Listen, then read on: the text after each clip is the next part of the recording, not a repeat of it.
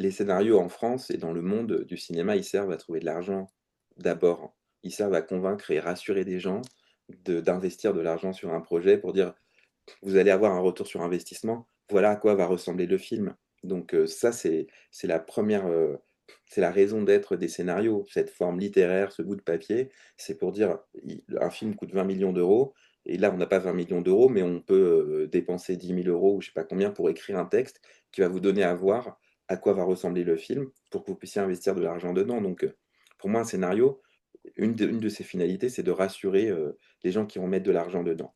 Une autre finalité possible, c'est d'aider un réalisateur ou un artiste ou un créateur à trouver l'histoire qu'il veut raconter. Moi, comme je disais tout à l'heure, écrire, ça m'aide pas beaucoup en vrai. C'est-à-dire que, bien sûr qu'un film n'est pas qu'une improvisation. Il y a un travail d'écriture, il y a un travail de construction, il y a un travail de pensée, de réflexion, mais chez moi, heu, ça vient après le filmage. Vraiment. C'est-à-dire que bien sûr qu'à un moment, je filme pas tout le temps tout et n'importe quoi et que pour filmer, faut bien que je pense: «Qu'est-ce que j'ai envie de filmer?» Mais par exemple, quand je dis à Nicolas: «Viens, on va aller filmer mon père», et ben, on va aller filmer mon père et il va me poser cette question évidente, il va me dire: «Mais on va filmer quoi exactement?» Et donc là, je dis: «Bah, je sais pas». Il me dit: «Oui, mais» et donc forcément, je vais élaborer un mini scénario, je vais dire: «Bah, je vais le filmer, on va le filmer pendant qu'il marche dans la rue» et puis peut-être à un moment, je vais lui poser une question. Comme Nicolas, il me connaît, il sait que le film va arriver à un moment où on s'y attend pas. Ça ne peut pas être écrit.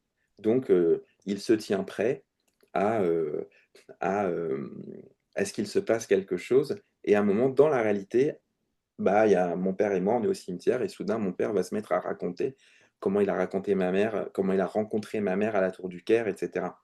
Donc voilà, donc quand je dis un scénario pourquoi faire, il y a vraiment c'est sincère, c'est-à-dire que je pense que les scénarios nous font chier très souvent et que, des fois, il y a des gens que ça aide d'écrire des scénarios et il y a des gens où ça vient briser un geste, ça vient briser un élan, une spontanéité et je pense que ça, il faut pas le perdre, en fait et que des fois, à force de réécrire, on perd quelque chose de cet élan-là.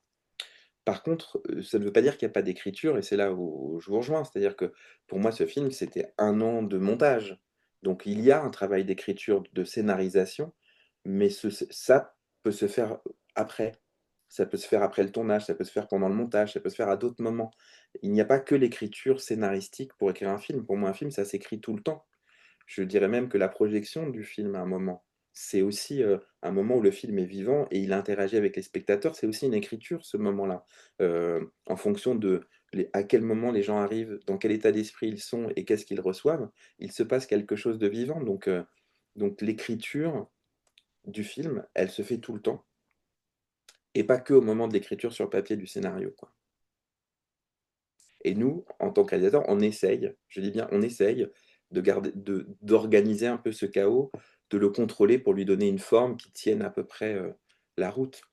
Mais, même, le film, il n'est pas fini, moi pour avoir assisté à quelques projections du film, je ne vois pas le même film, quand je le vois dans une salle pleine, dans le sud de la France ou quand je le vois dans une salle avec 3 spectateurs, dans l'est ou et cetera. Le film ne résonne pas pareil donc là-dessus, moi, je n'ai plus le contrôle à un moment et c'est important aussi de se dire que même les auteurs n'ont pas, le contrôle sur, l'histoire qu'ils ont racontée, quoi.